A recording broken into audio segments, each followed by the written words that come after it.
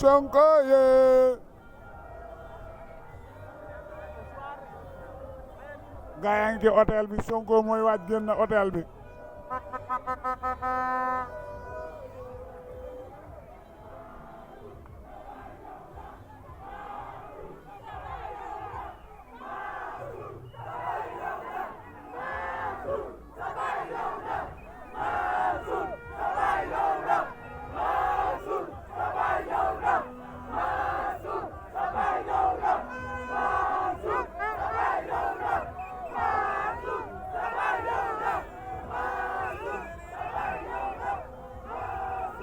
sa baay ñëw na